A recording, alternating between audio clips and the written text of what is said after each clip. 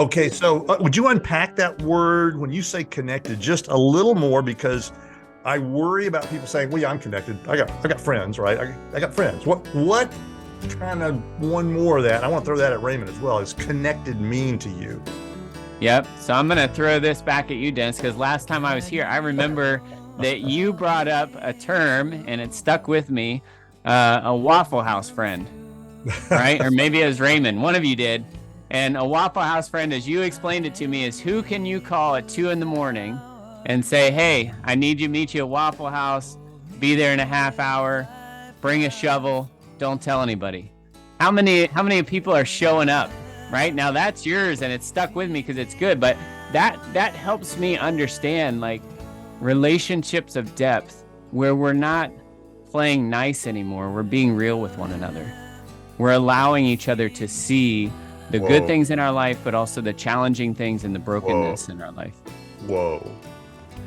And so what we need is a second jetty, and that second jetty is personal disciple making that is led by the leader, right? And so part of what I believe and what we have found in Navigators Church Ministries is that if you want a second jetty, if you want a solution that's actually going to turn the tide and make a change in your church, that second jetty leads to a disciple-making culture in that church. Hello, folks. Dennis Allen again with the Disciple Dilemma and my co-host Raymond Monroe. And today we're going to talk about what 2 a.m. Waffle House friends mean and what are relationships about and how many pastors really get discipled and the Bay Ocean story and the Jettys.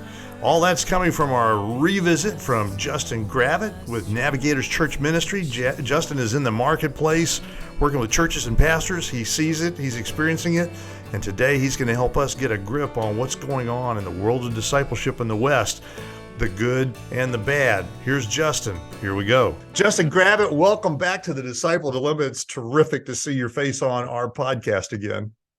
Thank you. Yeah, it's good to be back with you guys. So, as we look back on the history of this thing, it was a year ago, September, that we brought you on, and you teed up some really interesting stuff, which if I just kind of give our viewers a moment to capture this, you said that many pastors and leaders and elders are aware of discipleship, but they're really not clear what discipleship really is. And they really don't have any idea what you're talking about when you make the statement, we need to build a culture around discipleship. So I was hoping that the three of us, Raymond, Justin, and I, could have a three-way panel discussion today, pushing a little deeper beyond just, yeah, there's a problem, to actually try to say to everybody on the podcast, can you hear us, folks? This is not just a surface cosmetic seminar issue. This is something far deeper and far more pervasive in the church than before. Now, I'm gonna start out just before I'll toss the first question over to Justin, but I just wanted to hold this up from Navigator's Church Ministry, and you'll see us putting this up on the website in a few minutes too. This is Justin's ebook on Foundations for a Disciple-Making Culture. It's available out at Navigator Church Ministry. So they've thought about this before. Raymond's thought about this a lot before. I've tried to think about this before when we put the Disciple Dilemma together. So Justin, to tee this up, I want to start with this question, right? Most of the folks we hear from say, well, pastors, elders, leaders, small group leaders, they get discipleship. They've been discipled. They've got all this. Why are you beating up on us as the lay people? What's your experience, your understanding of the discipleship experience of leaders in the church? Yeah, it's a great question. So in my experience, I've been working with pastors and church leaders for 9 years now. It's what I do all week, every week. And here's what I've found. I found that most pastors haven't been discipled. Some have, right? It's not none have, but and the ones that have fall into one of two categories. The first category is they are saying that something is discipling that I would not. So what often is the case is someone in their past showed individual attention to them and asked them questions and helped form them in their faith, which is an aspect of disciple making. And so they take that and say, well, yeah, I've been discipled. But the problem is they didn't get the reproductive element of disciple making or the call that God has placed on our lives to go and do likewise with others, right? And so they say they've been discipled. And then my next question is, well, that's great. Tell me about it. And they tell me about it.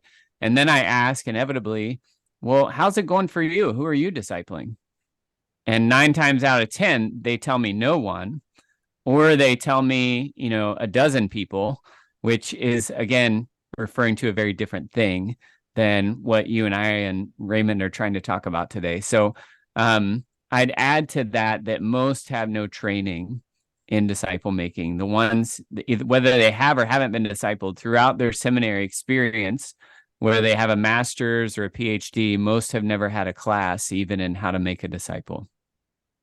Raymond, you have been around the block a few times over the years as you've moved and done a lot of different business activities in different towns. What's your experience with pastors and leaders who have actively been discipled, as Justin's describing it? Yeah, I'm not aware of any of them that have been actively discipled. And as we've talked about discipleship being peer relationships, lifetime friendships, working together, certainly the last couple of pastors I've had, I've reached out to them and begun to informally meet with them in a non-threatening situation where we can just talk about what it means to be Christian in a way that's private to them, so it's not going to get back to the church and they can just relax. And it takes a month or two for them to realize that I'm not asking them for the right answer, which is what you ask a pastor for. What I'm just doing is talking about what does it mean to be a faithful follower of Christ, and how do we understand this issue, and how do we build culture in our church to do things. And within a month or so, they just relax and just have a blast because they have no place. They feel like they're back in seminary where they can talk about what does it mean to be Christian. Justin, let me just kind of toss this back over to you. What you guys are describing to me is something that a lot of people take for granted, but is not true. There's a mythology and urban legend, which is big groups equal relationships, as opposed to the individual, the one-on-one, the mentors, the wingmen, if you will, the people who are following me in real life, full life. We don't get relationship in America, and probably in the same degree nearly in the church. Is that a fair accusation in this discipleship deficit?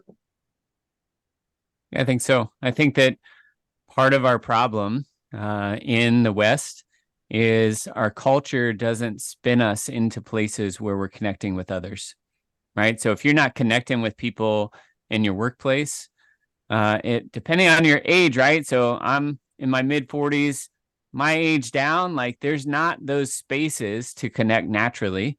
And the church doesn't do it well, right? The church, you come into the church and you're there for an hour and you're pleasant and kind with people and you ask how their week was. But as far as getting into a relationship of depth and meaning, that's not happening in churches. I mean, by and large, right? So because of that, even these foundational commands of loving one another, we're not practicing it. Not only are we not practicing it, we're not experiencing it from others. And it's real hard to be a disciple if we're not really loving each other in relationship.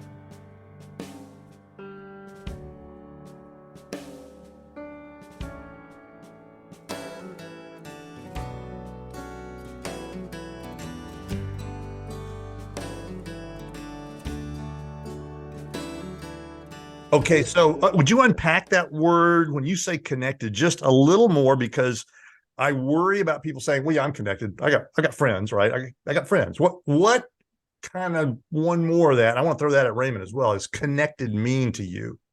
Yep. So I'm going to throw this back at you, Dennis, because last time I was here, I remember that you brought up a term and it stuck with me, a Waffle House friend, right? Or maybe it was Raymond. One of you did. And a Waffle House friend, as you explained it to me, is who can you call at 2 a.m. and say, hey, I need you to meet you at Waffle House, be there in a half hour, bring a shovel, don't tell anybody. How many people are showing up? Right now, that's yours, and it's stuck with me because it's good. But that helps me understand like relationships of depth where we're not playing nice anymore. We're being real with one another. We're allowing each other to see the good Whoa, things in our life, but also the challenging things and the whoa, brokenness in our life. whoa. I shared an article with Dennis about why people de-church. It was 2 or 3 weeks ago. And they had looked at nuns, they looked at evangelicals who during COVID had just stopped going to church, conservative, real Christian people. And the common reason for the people not being involved in church was nobody cared about them. Hmm. Nobody in the church cared about them at all. It wasn't like the nuns had abandoned it because they didn't think it mean anything, and then some people abandoned it because it conflicted with their views of politics, and some people dropped out because they had other busyness in their life. Virtually uniformly, it was nobody really cares about me. Nobody, there's no real community here. Now, I think that's right on. I think, the listening and caring is huge. And I would even say that it's easier for me to make a connection by being the one that needs helped. Because one of the things that I observe is that a lot of people are really interested in helping, but a lot fewer are interested in showing a need or presenting a need that someone can help with. Now, hopefully I can discern some of those. I get to know them and just move into meeting that need before I'm asked. But man, when I reveal a need or, hey, I could really use some help here, people seem really eager to help, right? And so for me, I found I lead with that, and then I try to come back with, well, man, you must have something that I could come help with. And then it opens them up because it kind of establishes that like we don't have to pretend here like we got it all together. We don't need anything. Yeah, one of the things that's fascinating to me, I work for a trade association. So I am basically a church leader or scout leader with a bunch of volunteers. Hmm. And if I need programmatically people to be involved in a program that's in their own interest and important, I will put a notice in the weekly bulletin. It's our monthly newsletter, Okay. expecting no one to answer. That's just to cover my butt. That's Yeah. just so no one can say I didn't invite them. I know I'm going to have to pick up the phone and ask people to volunteer and recruit them because they know I care about them and they know that I know they can do this particular task. Hmm. In the churches I'm in, we rarely, if ever, do that. To me, one of the biggest failures of leadership is knowing people well enough to actually reach out to them one at a time and find how to use them to advance the kingdom of God. We are talking with Justin Gravitt with Navigator's Church Ministry. Raymond and I are panel discussing with Justin some issues, and we hope nobody takes offense at the fact that these are provocative, in some ways a little bit frustrating or scary as questions and as issues, but that it helps all of us to think more deeply about biblical discipleship. When we come back, we're going to dig a little further into this idea of, okay, leaders, what is it we're asking you to do, and what exactly is a culture, and how do you get it going? Stick with us. Folks, welcome back to the Disciple Dilemma. We're talking with Justin Gravitt, Navigator's Church Ministry, and we're having a conversation about what's really going on in the Western Christian world with discipleship. Again, not an attack on any of you as pastors or church leaders. We want you to understand we love you, we're praying for you, we're pulling for you, and we hope the provocative nature of the questions reveals some things that may not be quite as apparent in the world that you live in because you've been living in that world. And so I was thinking, Justin, this might be a chance for you to give us a sort of a summary of a video you recorded on YouTube. We'll put the link up so everybody can see it right now, but it's the story about some people who decided a partial solution would fix the whole problem. Would you be willing to lay that story up for us?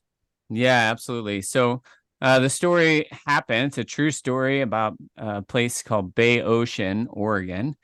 And it was constructed as kind of a paradise, right, for people. And they did all the things. They built this amazing natatorium, the first natatorium ever in America.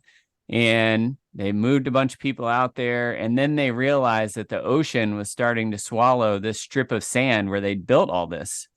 And so the leaders got together and started talking about solutions. Well, what are we going to do? What are we going to do? Now, keep in mind, these people are moved there, and some are there all the time. Some are vacationers there, but they're trying to figure out, how do we save this place that we love so much? And they talked about solutions. They consulted with the Army Corps of Engineers. They said you need two jetties that would shift the tides a little bit and stop the ocean from swallowing this place. And so the residents and leaders talked and argued and debated, and what they settled on was, well, let's just do one jetty, because we don't quite have what we need for two, the money, the time, et cetera, et cetera. So we think one jetty might work. Let's do it. And so they did it. And all the while that this jetty is being built, they're vacationing, they're enjoying the ocean, they're swimming in the natatorium, they're having dances in the evenings, having a grand old time. But the one jetty didn't work. And so all the time they're doing all that, all the normal things that they had been doing, the ocean's continuing to swallow up this place. And over time, that's exactly what happened. All of Bay Ocean, that city, was swallowed up by the tides and the ocean. And the reality is, and where I land in the video, is they settled for a one jetty solution when the only one that was going to work was a two jetty solution. And I think we have some parallels in the Western church. We see that there's a problem. Everybody sees that there's a problem. When we think about, are the churches churning out people that look and act like Jesus in their everyday world, and helping to find and create and make other disciples who are just like that? We have a problem. And so the solution is, we need to do more than what we've been doing. It's not enough to just say, well, let's just continue on and making worship meaningful. Let's have worshipful experiences. Let's have sermons that are a little more meaty. We've been trying these things for decades. So that's and they're the not first working. jetty. That's the first jetty. That's exactly right. And if we stay there, we're just like the residents at Bay Ocean, believing that somehow this one jetty solution that we have put forward is going to magically make a difference, when in the past it hasn't made a difference. And so what we need a second jetty, and that second jetty is personal disciple making that is led by the leader, right? And so part of what I believe and what we have found in Navigator Church Ministries is that if you want a second jetty, if you want a solution that's actually going to turn the tide and make a change in your church, that second jetty leads to a disciple-making culture in that church. And the way that we get there is by having a leader that lives it. We can't lead it if you don't live it. And then from there, we need a core team of leaders in the church. It's really a cross-section of people in the church that do the same thing. They start living it, and then they watch as it spreads through the church. Would you help the church think more about discipleship? Would you help us get the conversation started to talk about the biblical discipleship Jesus gave us? Please follow us. Our website, www.thediscipledilemma.com. You can find us on YouTube, LinkedIn, Instagram, Facebook, and all the RSS feeds. If you'd follow or like us, you'll help us get leverage in the digital marketplace to talk about the fact that discipleship needs to be talked about. And as always, folks, thanks for listening.